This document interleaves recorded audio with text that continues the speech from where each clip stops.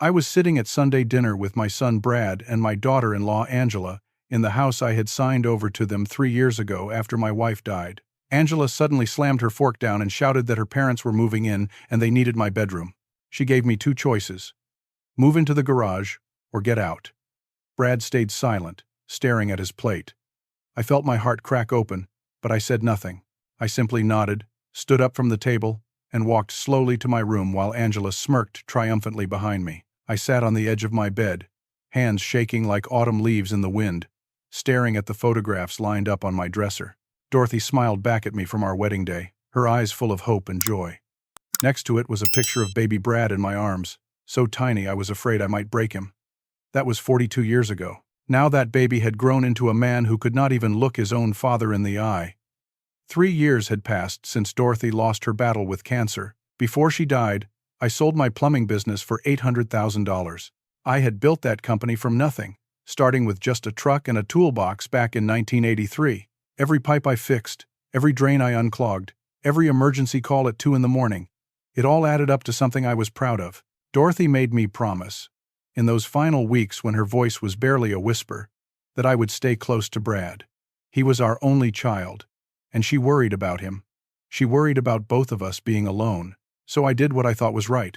I signed the house deed over to Brad and Angela as a gift. They needed to refinance, had credit card debt piling up, and Angela kept talking about how stressful money was for them.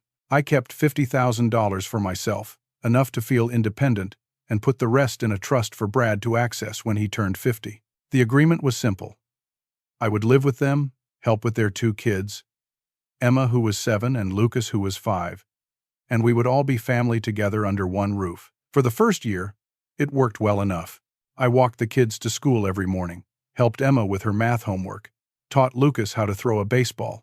I fixed things around the house, mowed the lawn, cleaned the gutters. I tried to be useful without being in the way.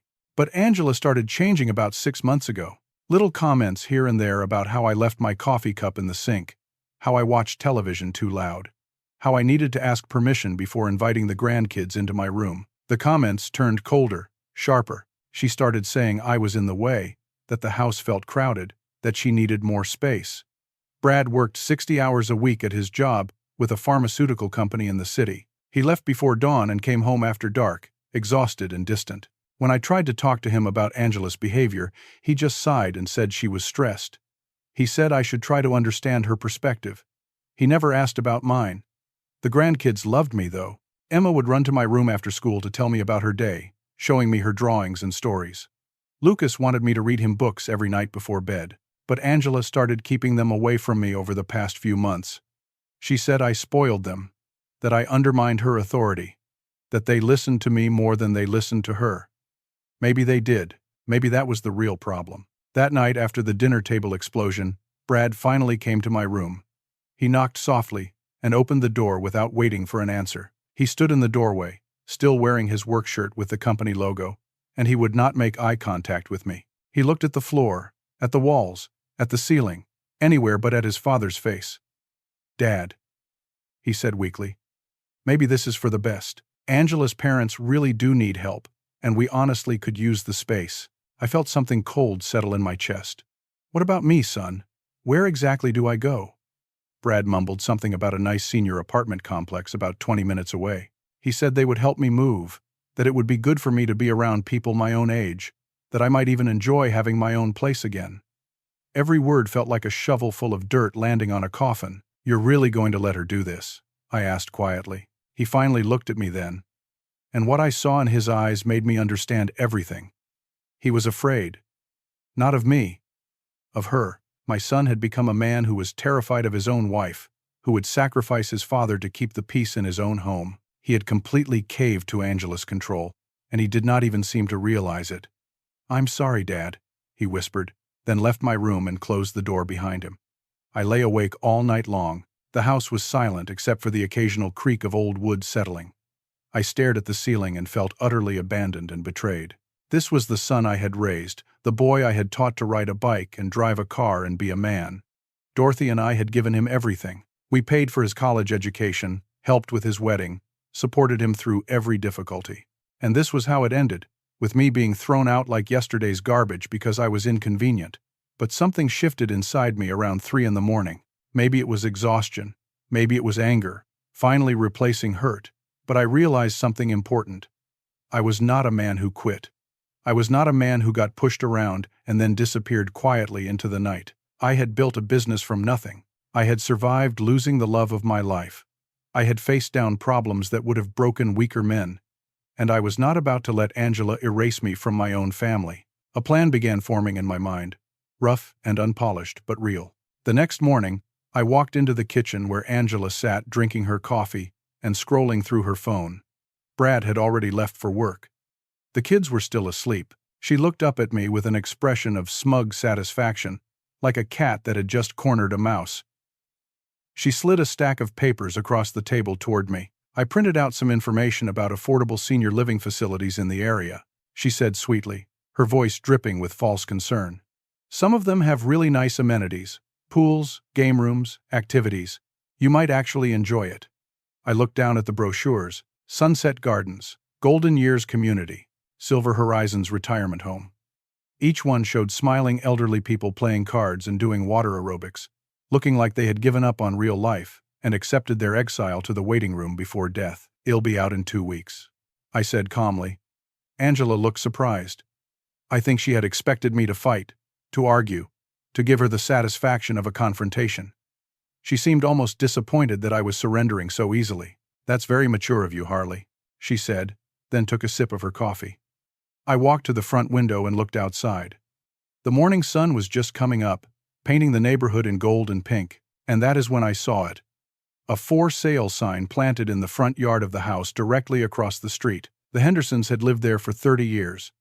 But Jack had died last spring and Martha had moved to Florida to be near her daughter. The house had been sitting empty for months. It was a 4-bedroom colonial with white siding and black shutters, a wide front porch, a big bay window on the second floor that looked directly at what used to be my house. The view would be perfect. I excused myself and went back to my room. I pulled out my cell phone and scrolled through my contacts until I found the name I was looking for: Pete Marshall. Pete and I went back 40 years. He had been one of my first customers when I started my plumbing business, and we had stayed friends ever since. He was also the most successful real estate agent in town. I called him. He answered on the second ring. "Pete," I said, "I need to see a house today. The Henderson place across from where I'm living. Can you get me in this afternoon?" "Harley." Pete sounded confused. "You looking to buy? I thought you were living with Brad and Angela." "Not for much longer," I said. "Can you do it or not? I can have the keys in an hour. Meet you there at 2. "Perfect." I hung up and sat back down on my bed. I looked at Dorothy's picture again and I swear I could hear her voice in my head. That little laugh she used to do when I did something unexpected. "Oh, Harley," she would say, "you never could leave well enough alone." No, Dorothy. I could not, and I was not about to start now. Pete met me at the Henderson house at exactly 2 o'clock that afternoon. Angela was out at her spin class, which gave me 3 hours of freedom. Pete stood on the front porch, his gray hair neat under a baseball cap, holding a lockbox key and grinning like he knew something entertaining was about to happen. "You want to tell me what this is really about?" Pete asked as he opened the front door. "Not yet," I said. "Let's just look at the house." The inside smelled like old carpet and Murphy's oil soap. The furniture was gone, but the bones of the place were solid. Hardwood floors under the worn carpet in the living room. A brick fireplace that just needed cleaning. The kitchen was outdated, avocado green appliances from the 1970s, but it was spacious. Upstairs, 4 bedrooms and 2 full bathrooms. The master bedroom faced the street. I walked to the bay window in that front bedroom and looked out. The view was exactly what I had imagined. I could see straight into what used to be my house. I could see the driveway, the front door, most of the yard. I could watch cars come and go. I could see everything. "The bones are good," Pete said, coming up behind me. "Needs cosmetic work but nothing structural. Jack took care of this place. Asking price is $320,000, but it's been sitting for 4 months. I think we could get it for less." I had been wise with my money over the years.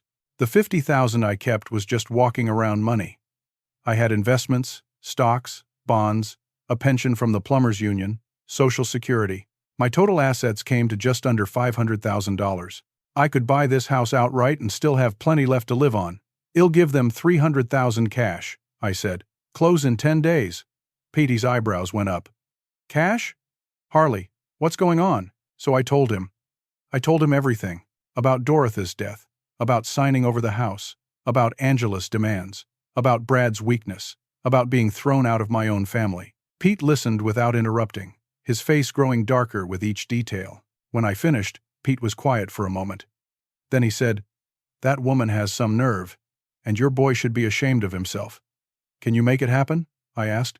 "For you?" "Absolutely. I'll have the paperwork drawn up by tomorrow morning."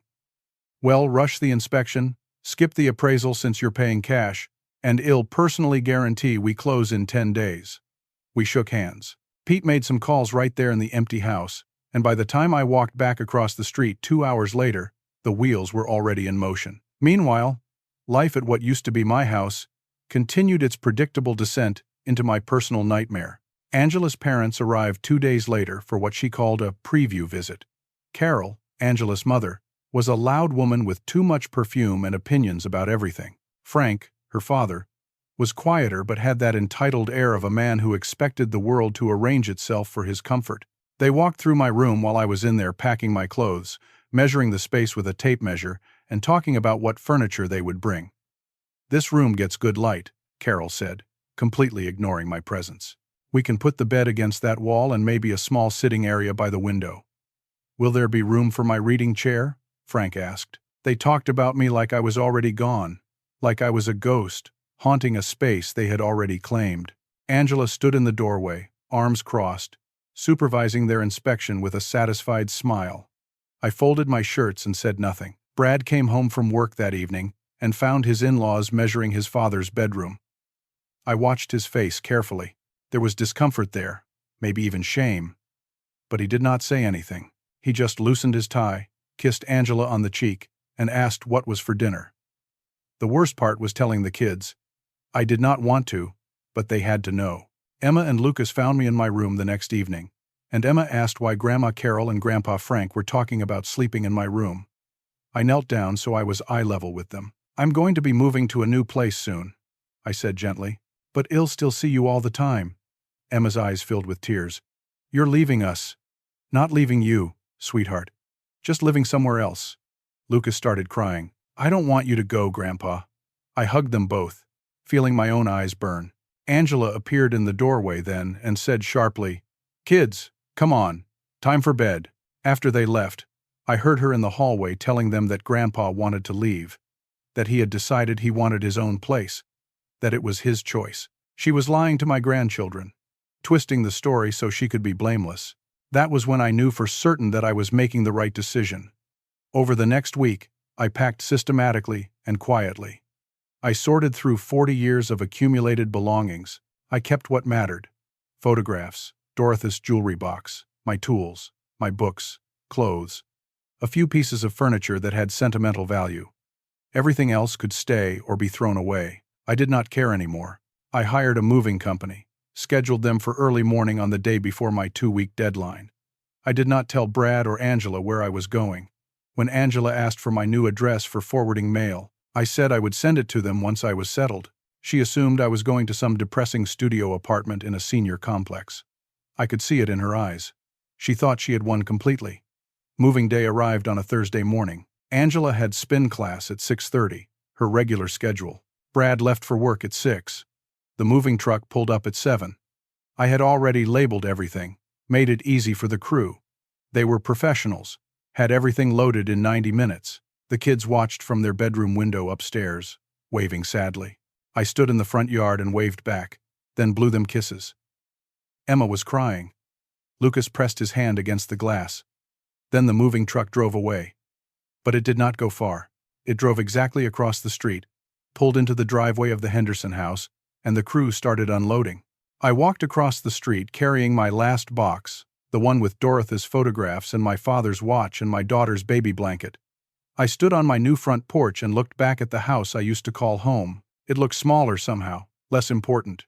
Judy Thompson, who had lived 3 houses down for 30 years, came walking up the sidewalk with a casserole dish covered in aluminum foil. Judy was 72, had silver hair she wore in a bun, and did not miss anything that happened on this street. "I saw the moving truck," she said with a knowing smile. "Welcome to the neighborhood, Harley." Again. "Thanks, Judy." She handed me the casserole. "Chicken and rice. You'll need something for dinner while you're settling in." Then she leaned in closer and lowered her voice. "I always liked you. That daughter-in-law of yours, though, she's got a mean streak. This is going to be interesting."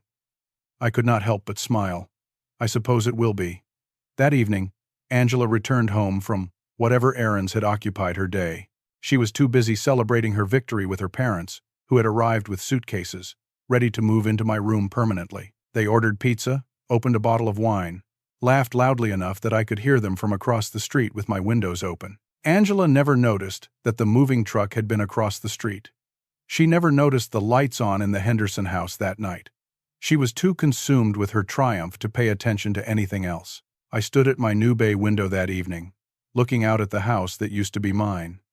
The lights were bright. I could see right into the living room where Angela and her parents sat eating pizza and drinking wine. They looked happy. They looked relieved. They had no idea what was coming. 3 days passed in quiet preparation. I stayed inside my new house mostly, unpacking boxes and arranging furniture. I set up a home office in the front bedroom, the one with the bay window that looked directly across the street. I bought a comfortable desk chair, a reading lamp, some bookshelves.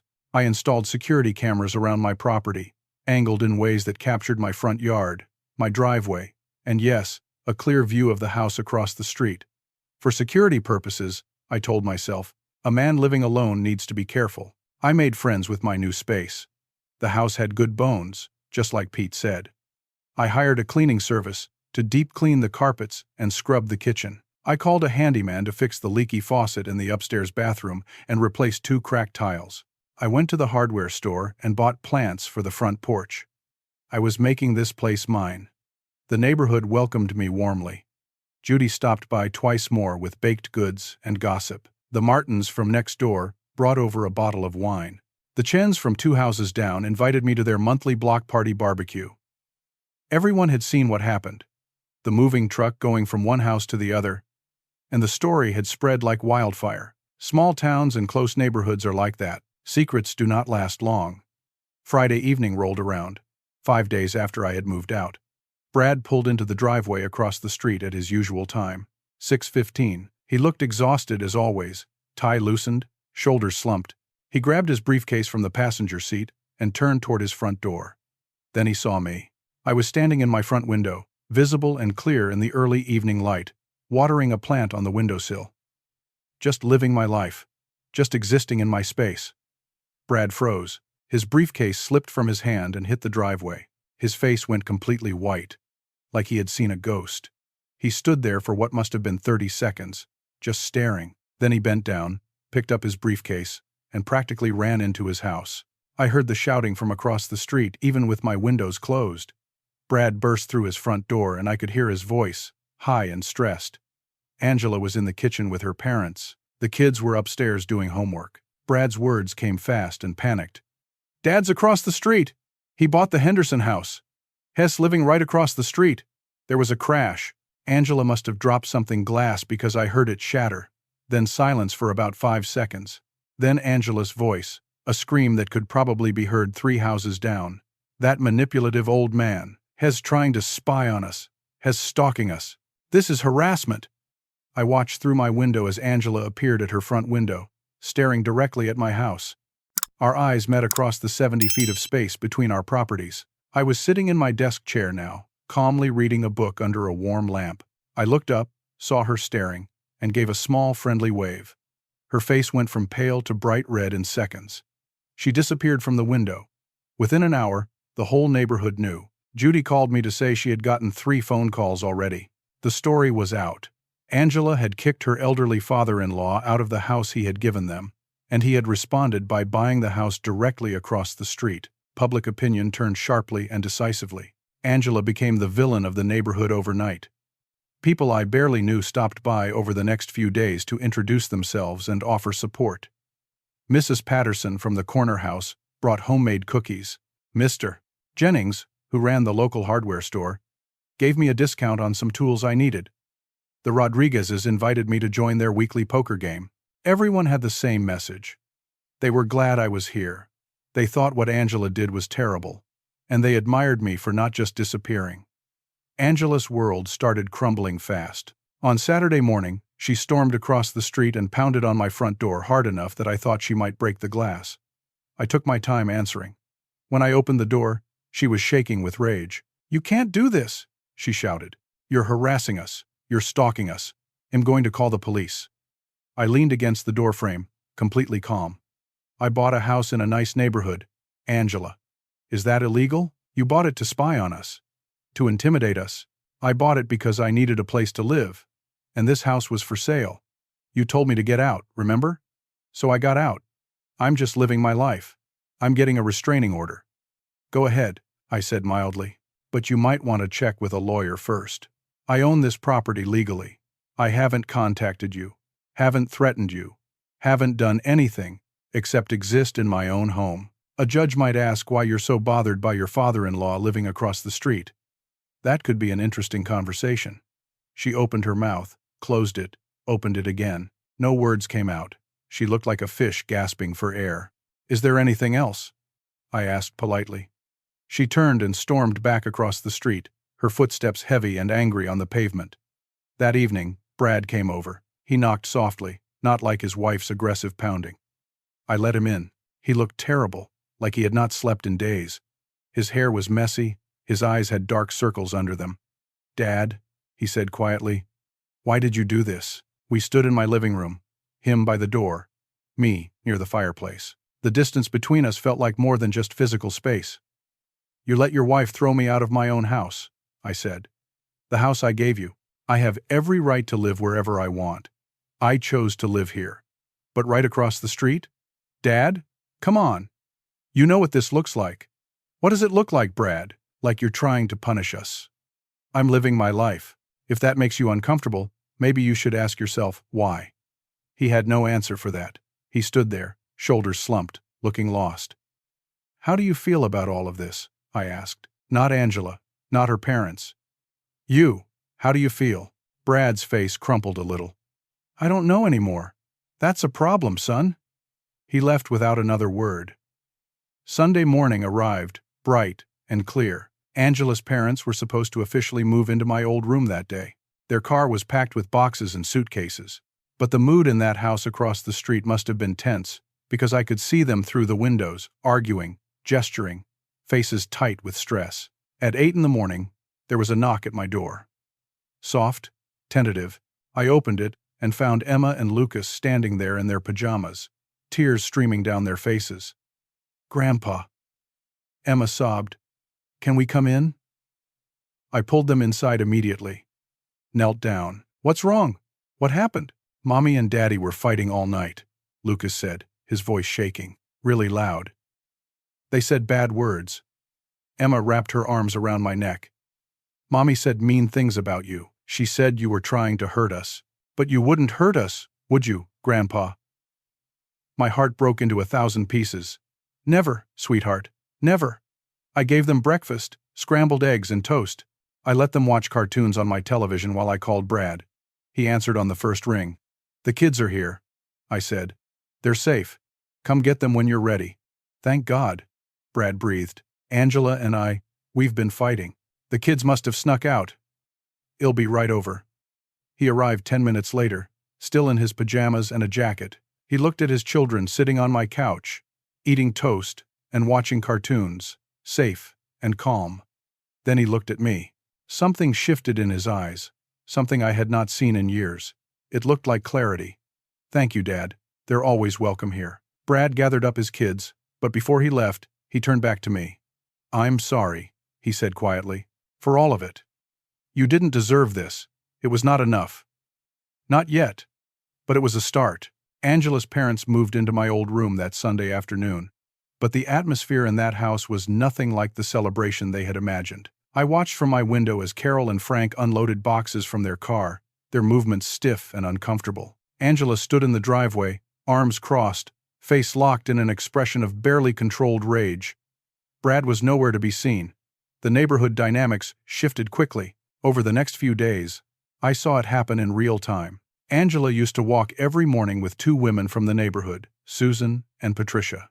They would stride past my new house in their matching workout clothes, talking and laughing. But on Monday morning, I watched Angela walk alone. On Tuesday, she did not walk at all. Judy filled me in over coffee on Wednesday. Susan told me Angela tried to recruit them to her side, wanted them to shun you or something. They refused. Patricia's father lives with her, and she said she could never imagine throwing him out. Susan told Angela she was out of line. Now Angela's not speaking to either of them. Angela's world was cracking apart, and she had no one to blame but herself. Inside that house, tensions escalated. I did not need to spy to know what was happening because the kids told me. They started coming over after school almost every day. Angela tried to forbid it at first, but they were clever.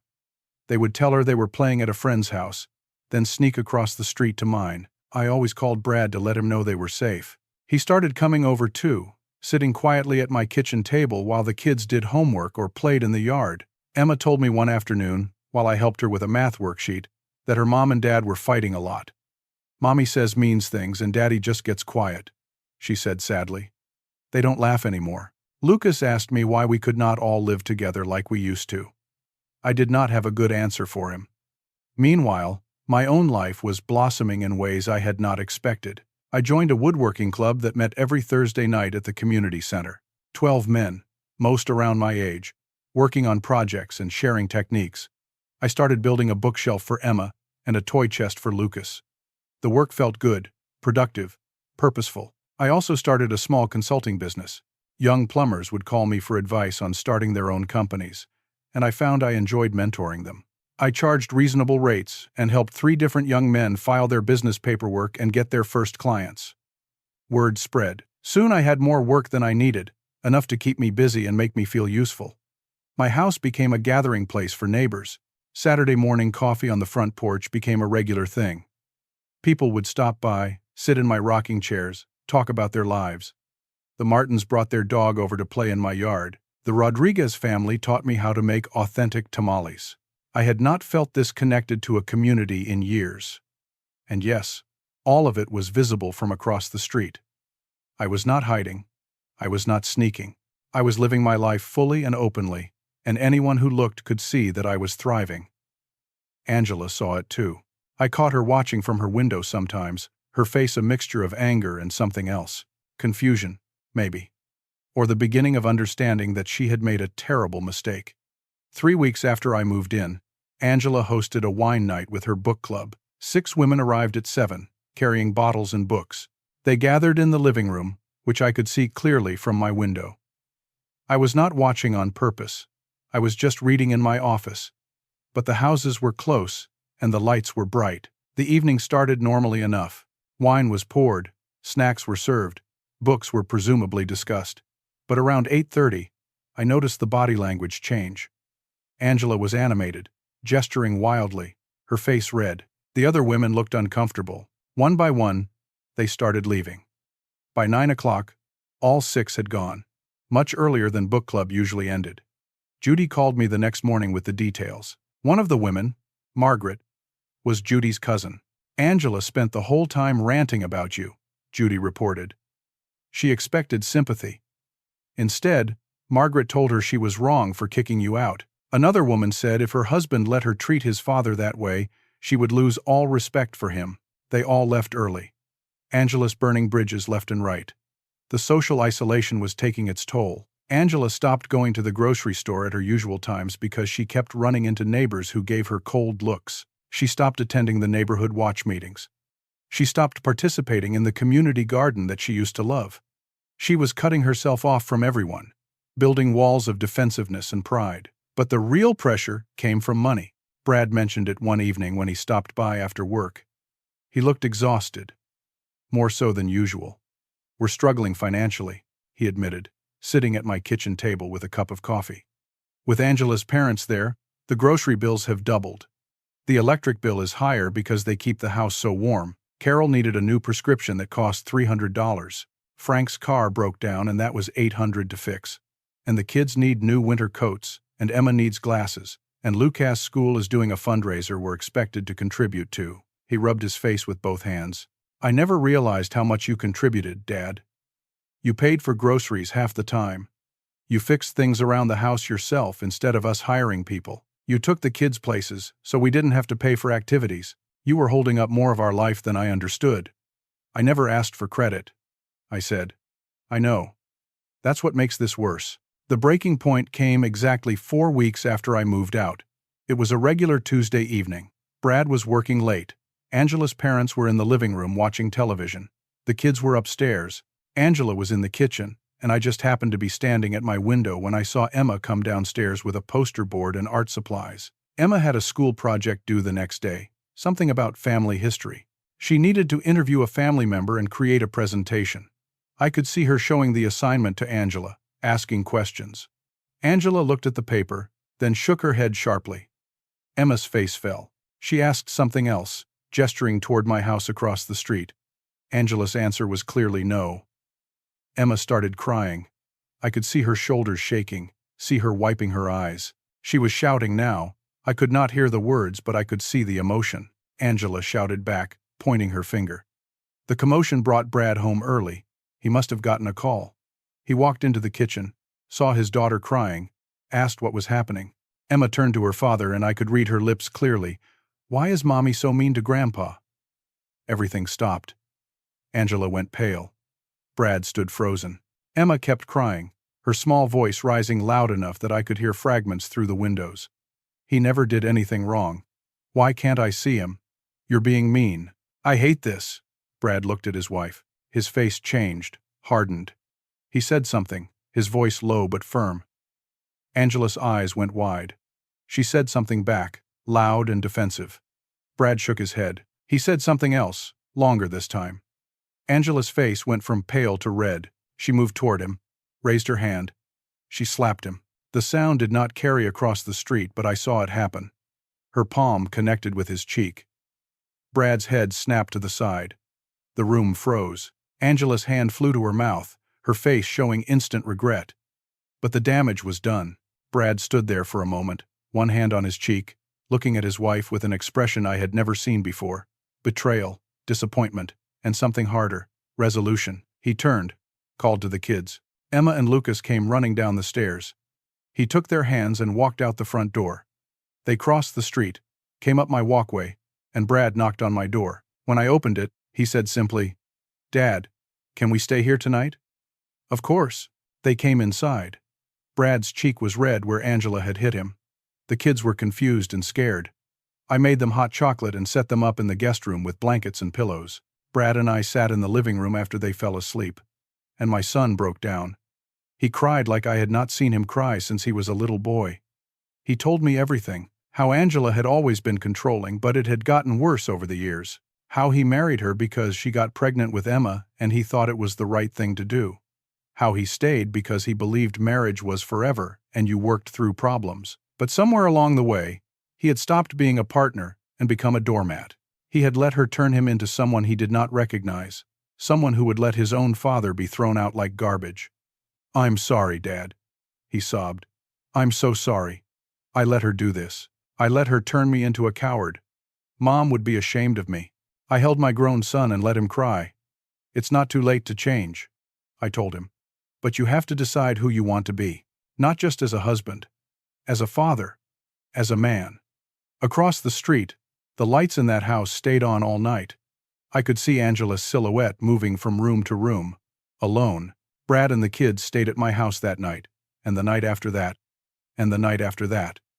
Brad called it a temporary separation. He needed space to think, he told Angela over the phone while I sat at my kitchen table pretending not to listen. He needed to figure out what kind of man he wanted to be and what kind of marriage he wanted to have. Angela cried and pleaded and promised to change. But Brad held firm. He said she needed to think, too, about the person she had become. On the third night, after Emma and Lucas had fallen asleep in the guest room upstairs, Brad and I sat in my living room with the lights dim and the television off. Just father and son, finally talking honestly for the first time in years.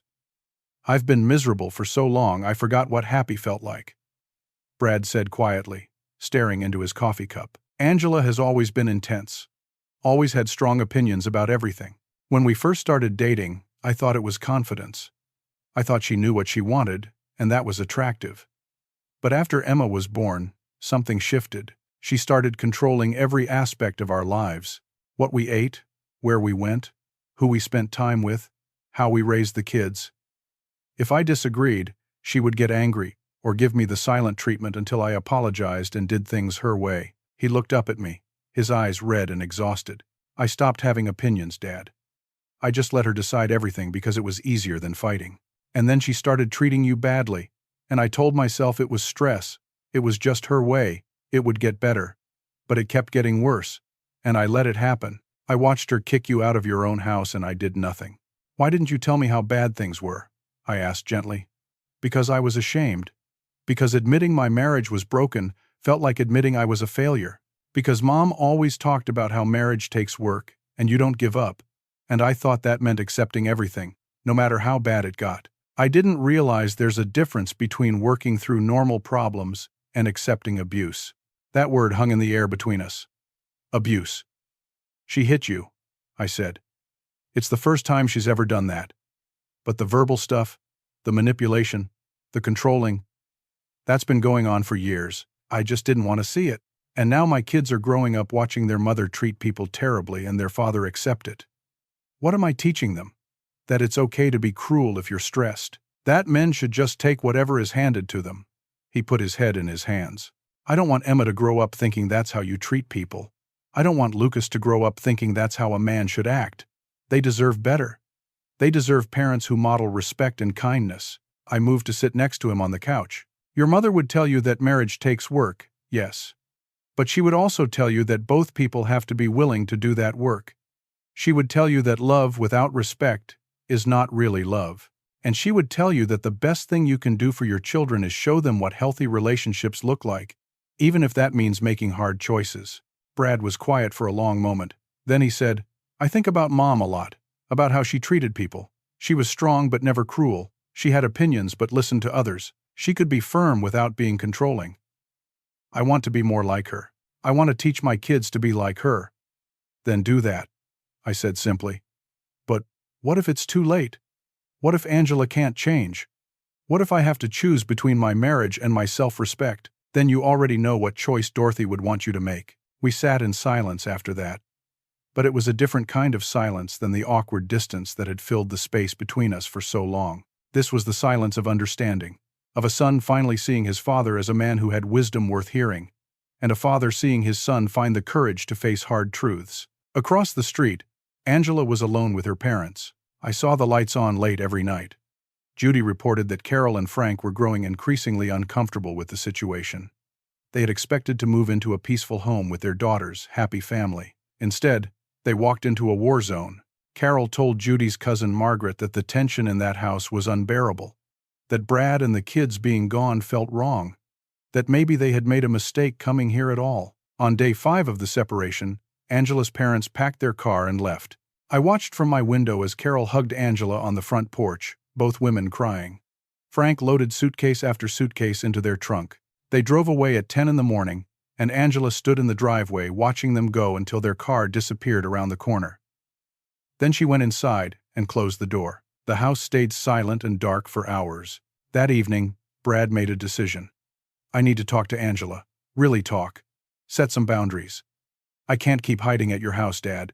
I have to face this. What are you going to tell her? I asked. The truth. That things have to change. That she has to change. That I have to change. That if we're going to stay married, it has to be a partnership built on mutual respect, not her controlling everything and me accepting it. And that starts with her apologizing to you and making real amends. Brad, I don't need an apology. Yes, you do. And more importantly, Emma and Lucas need to see their mother take responsibility for her actions. They need to see that when you hurt someone, you make it right. That's how they learn. If Angela can't do that, then I need to think seriously about what kind of environment I'm raising my children in. He was right. This was not just about me anymore. It was about 2 kids learning what kind of adults they wanted to become. Brad went across the street that night. I stayed with the kids, helped Emma with her reading homework, and played blocks with Lucas. Through my window, I could see Brad and Angela sitting at their kitchen table, talking. It looked intense. Angela was crying. Brad was firm.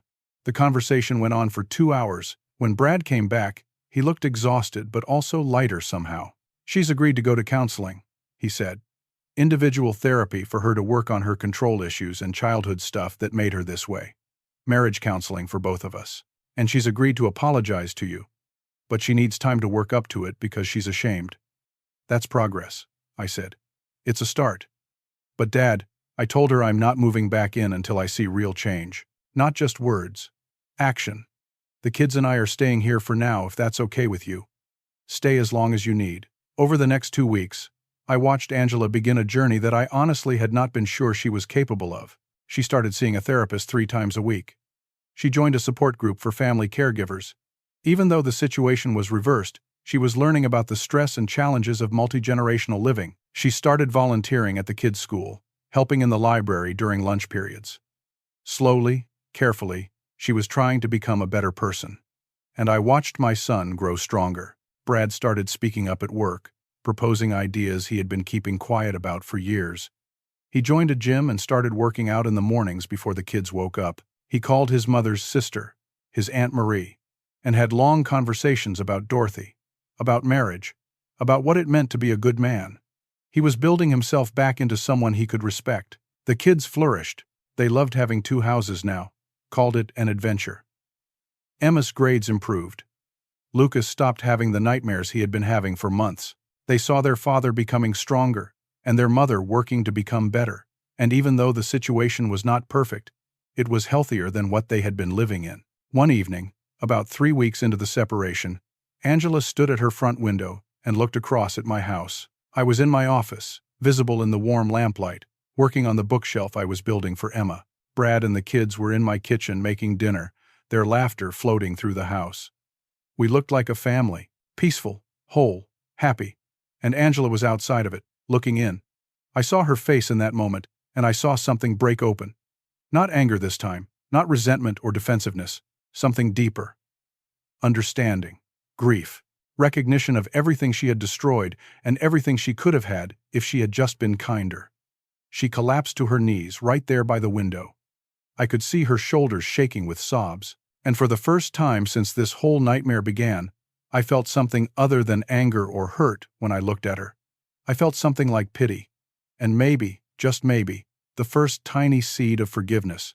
Angela spent the next day alone, completely alone, for the first time in years. No kids running through the house, no Brad coming home from work, no parents offering opinions on everything, just silence and the weight of her own choices pressing down on her. But something had shifted the night before, when she collapsed by that window. She had hit bottom, and sometimes that is the only place where real change can begin. The next morning, a Saturday, I was out front working in my garden when I saw her emerge from her house. She looked terrible, like she had not slept. Her hair was pulled back in a messy ponytail, no makeup, wearing old jeans and a sweatshirt. She stood on her front porch for a long moment, gathering courage, then walked across the street. I straightened up from the flower bed I was planting and waited. "Harley," she said, her voice rough and small. "Can we talk?" I gestured to the porch chairs. She sat down carefully, perched on the edge like she might need to run. I sat across from her, waiting. "I don't know how to start this," she said, looking at her hands. "I've been practicing what to say for hours, but everything sounds inadequate." "Just say what's true," I suggested. She took a shaky breath. "I was wrong. Completely, terribly wrong. I treated you horribly. I tried to erase you from your own family because you were inconvenient to me. Because I wanted control. Because I've been a selfish, cruel person who didn't see other people as real human beings with feelings and rights. I saw them as obstacles or tools to get what I wanted." Tears started streaming down her face, but she did not wipe them away. "You gave us everything. You signed over your house. You helped raise our children. You fixed things and contributed money and supported us in 1,000 ways. And I threw you out like you were garbage, like you didn't matter. Like all those years of kindness and sacrifice meant nothing." Her voice broke. "I taught my children to watch their mother be cruel. Emma asked me why I was so mean to you, and I had no good answer. Because there is no good answer. I was mean because I'm broken inside in ways I didn't even realize until recently." She finally looked up at me. "My therapist has been helping me understand where this comes from. My parents were controlling and demanding. I grew up thinking that being strong meant dominating situations and people. I thought compromise was weakness. I thought kindness was something other people did because they were not smart or tough enough to take what they wanted. I built my whole personality around being in control because, underneath, I was terrified of being vulnerable or wrong. And Brad let me get away with it, she continued. He's so kind, so conflict-averse, that he just kept giving in. And every time he gave in, I lost respect for him, which made me worse, which made him weaker. We built this toxic cycle together. She was fully crying now, gasping for breath between words. I don't expect forgiveness, Harley. I don't expect you to like me or trust me or want me in your life. I just need you to know that I finally see it. I see what I did. I see the person I became. And I am ashamed, deeply, completely ashamed. I let her words hang in the air for a moment. Then I said, Angela, I didn't buy this house to punish you. I bought it because I refused to disappear. I raised that boy across the street. I loved his mother for 40 years. Those are my grandchildren. This is my neighborhood. You tried to erase me, and I would not allow it. She nodded, still crying. But I don't hate you, I continued. I'm disappointed. Not just in you, but in my son for allowing it. A family is supposed to protect each other. We all failed at that in different ways. I know, she whispered. Change doesn't happen overnight, I said. You've taken the first steps by recognizing the problem and getting help. But words are easy. Action is hard. You need to show through your behavior, consistently over time, that you're becoming a different person. Not for me. For your children. For your husband. For yourself. I will, she said. I am. I know it will take time. We sat in silence for a few minutes. Then she asked quietly, Can I visit sometimes? Can I try to build something new? Not go back to how things were, but maybe create something better. That's not up to me alone, I said. That's up to Brad. And the kids. They get to decide when and if they're ready to trust you again. She nodded and stood to leave. Before she walked away, she turned back. Thank you for not giving up on Brad, for being here for Emma and Lucas, for showing them what integrity looks like. I hope someday I can be someone they're proud of too. That evening, Brad came home from taking the kids to the park and I told him about the conversation. He listened carefully, his expression thoughtful. Do you believe she means it? He asked. I think she's in pain, and pain can be a powerful teacher, I said. Whether that pain translates into lasting change, time will tell. The therapist wants to do a family session next week, Brad said. All of us together. She thinks it could help. Would you be willing to come? I was surprised. You want me there, Dad? You're part of this family. What happened to you is part of our story. We can't heal without including you. So the following Tuesday evening, we all gathered in a therapist's office. Brad and Angela, me, and Dr. Susan Martinez, a calm woman in her 50s with kind eyes and a no-nonsense demeanor. For 90 minutes, we talked. Really talked. Angela cried and took responsibility. Brad explained how he had failed to protect his father and his children by avoiding conflict. I talked about feeling betrayed and erased. Dr. Martinez helped us understand the dynamics we had created and how to build healthier patterns. At one point, Dr. Martinez looked at me and said, Harley, you did something remarkable. When you were pushed out, you could have disappeared. You could have cut them off. Instead, you stayed visible. You stayed present. You bought that house across the street and you lived your life fully. Do you know what message that sent to your grandchildren? What message? I asked. That you matter.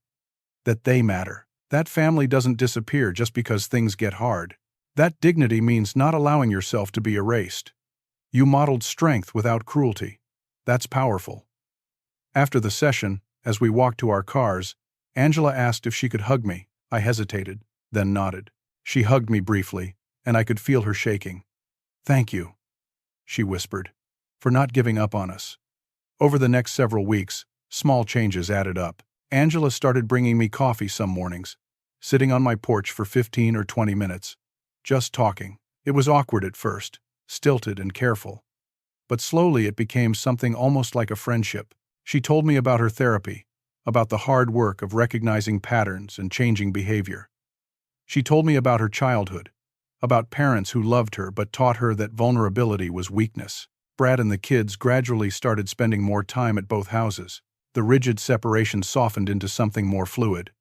Dinner at my place, 3 nights a week, at their place 2 nights, flexible and relaxed. The kids loved it. Loved having 2 homes where they felt safe and loved. One evening, about 2 months after Angela's apology, Emma came running into my house with a paper in her hand. "Grandpa, look! I got an A on my family history project." She had written about me, about how I built a plumbing business from nothing, about how I loved Grandma Dorothy, about how I taught her that kindness and strength can exist together. She had included pictures of us together, smiling and happy. "I told everyone about you buying the house across the street," Emma said proudly. "My teacher said it was the most interesting family story she'd heard in 20 years. I hugged her tight, feeling tears prick my eyes. This is what it was all for.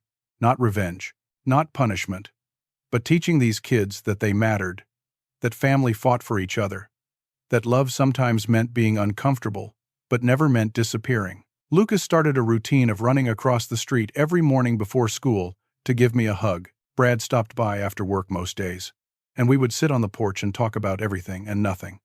He was becoming the man I always knew he could be. Strong and kind and present. Angela joined a volunteer group that helped elderly people with home repairs and errands. She told me one evening that working with seniors had helped her understand what she had done to me. How vulnerable older people can be.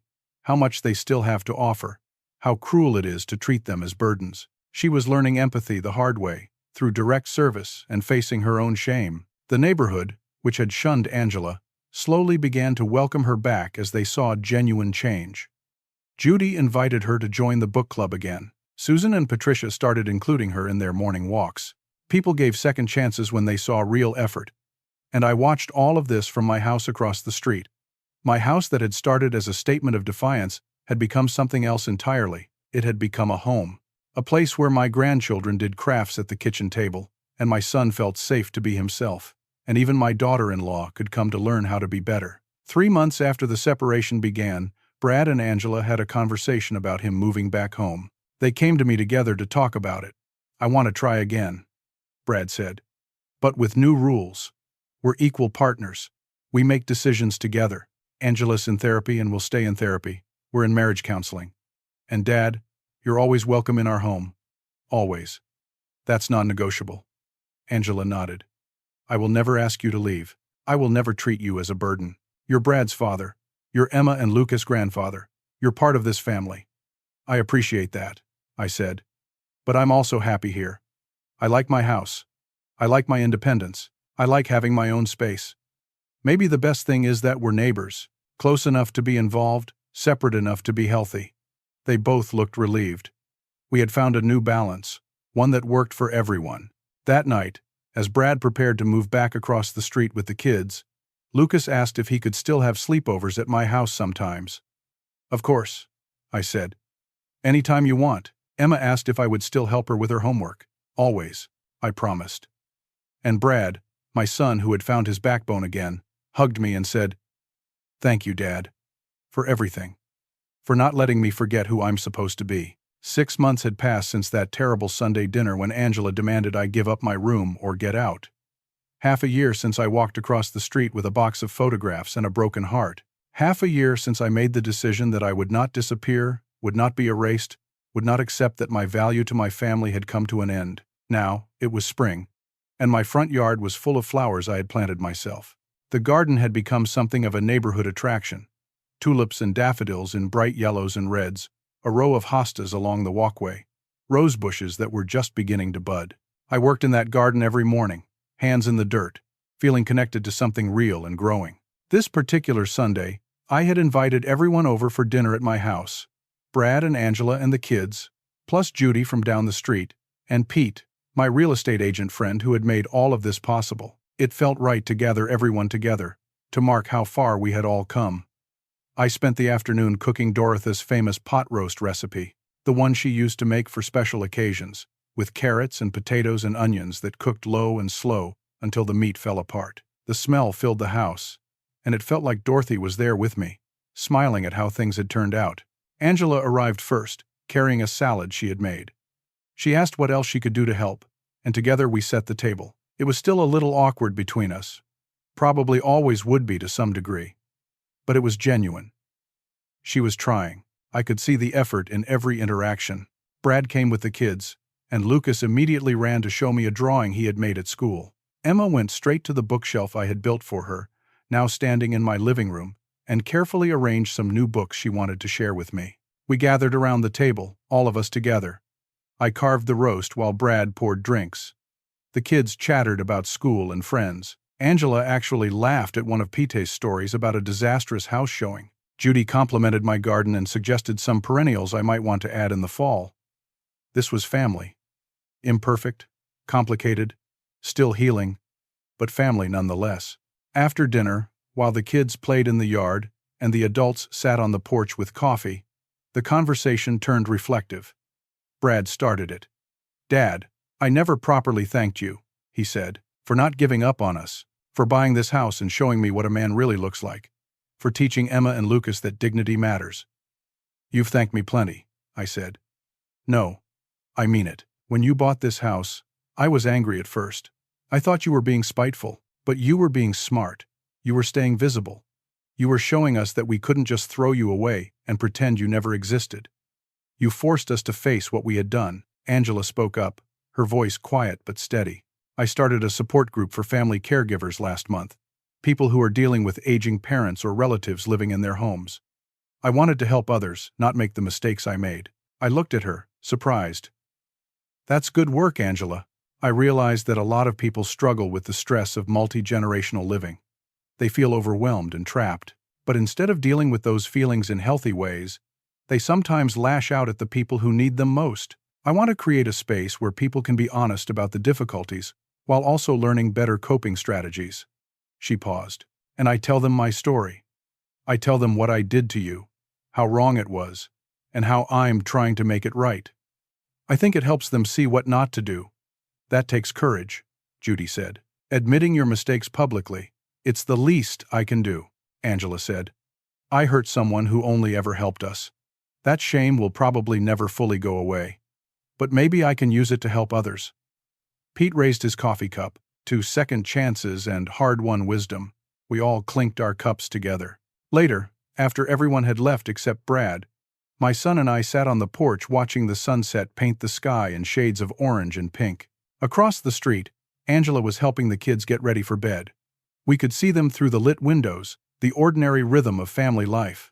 "I've been thinking about Mom a lot lately," Brad said, "about what she would think of all this. What do you think she would say? I think she'd be proud of you. For standing up for yourself. For not letting bitterness consume you. For staying present for Emma and Lucas even when it would have been easier to walk away."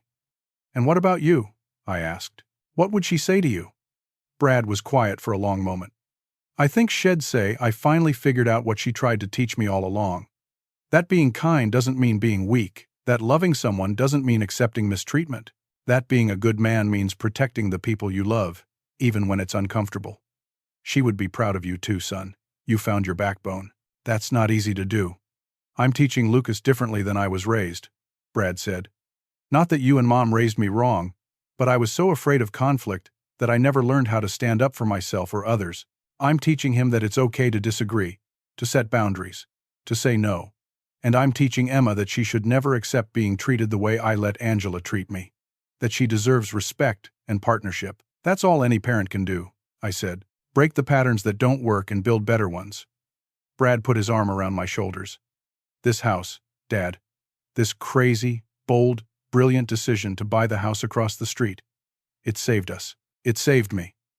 It probably saved my marriage. You could have disappeared, moved to another town, cut us off.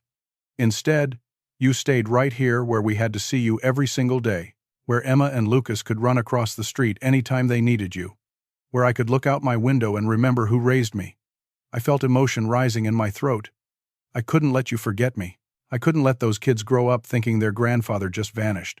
I had to stay visible, and you showed us all what dignity looks like, what strength without cruelty looks like.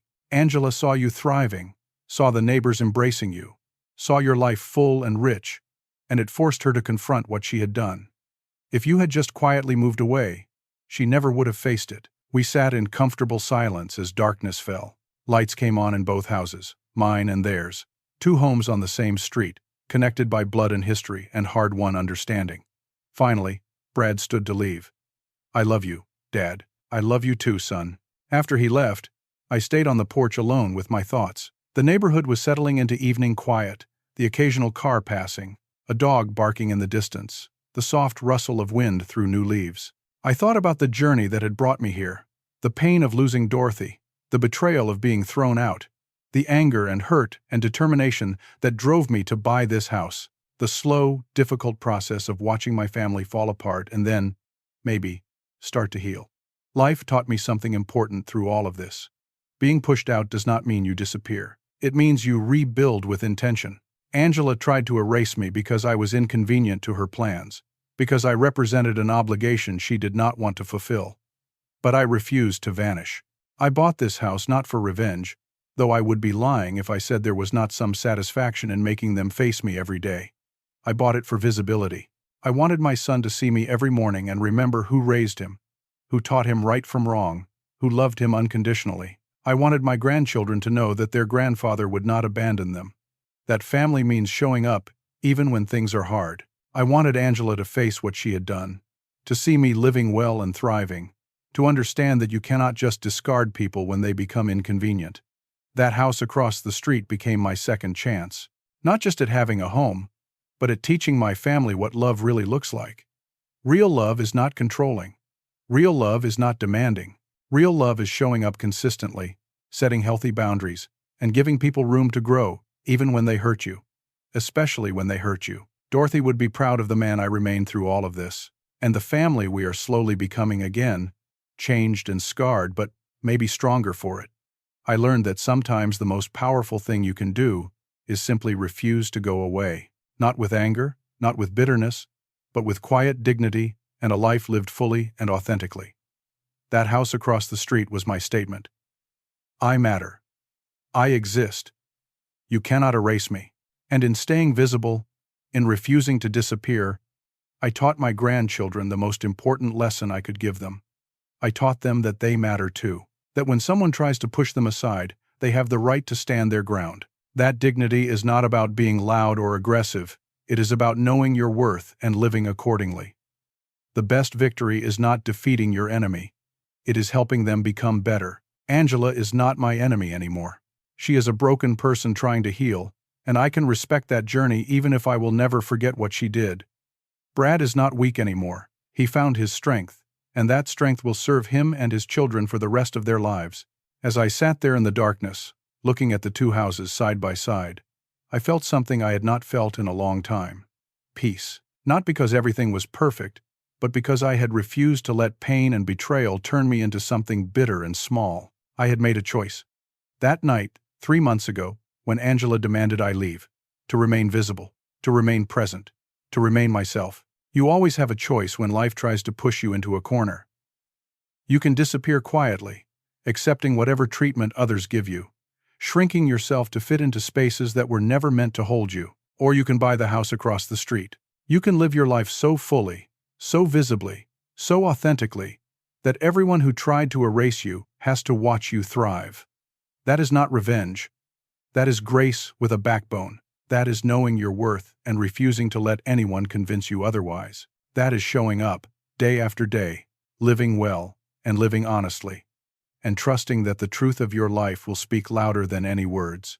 And sometimes, if you are lucky and patient and willing to do the hard work, the people who hurt you will see what you have built and realize what they almost lost. They will change. They will grow. They will become better. But even if they do not, you will still have yourself. You will still have your dignity. You will still have a life you built on your own terms, in a house you chose, with a garden you planted, and neighbors who respect you and grandchildren who know beyond any doubt that you will always be there for them. That is enough. More than enough. That is everything. I stood up from my porch chair and walked inside my house, my home, the place I had chosen for myself. Tomorrow, I would wake up and work in my garden. I would have coffee with Judy. I would help Emma with her homework and teach Lucas how to use a hammer safely. I would live my life, fully and completely, visible to anyone who cared to look. And across the street, my family would wake up and live their lives too. separate but connected, different but together, healing slowly, one day at a time. This is how you win. Not by destroying others, but by refusing to be destroyed. Not by seeking revenge, but by building a life so good that no one can take it away from you. Not by making others small, but by standing tall in your own truth and inviting them to rise up and meet you there. I turned off the porch light and went inside, closing the door gently behind me. Through the window, I could see the house across the street, lights still glowing warm against the night sky, and I smiled, because I was home, and I was exactly where I was supposed to be. Now let me ask you something.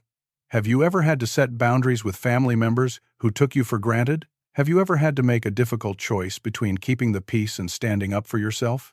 How did you find the courage to do what was right, even when it was hard? I would love to hear your stories in the comments below. If this story touched your heart or reminded you of your own struggles with family dynamics, please hit that like button and subscribe to this channel. Share this story with someone who needs to hear that it is never too late to stand up for yourself with dignity and grace. And remember, you matter. Your presence matters. Never let anyone convince you otherwise. Thank you for listening to my story. May you always have the courage to buy your own house across the street, whatever that means in your life. Be well, be strong, and remember that the best revenge is living well.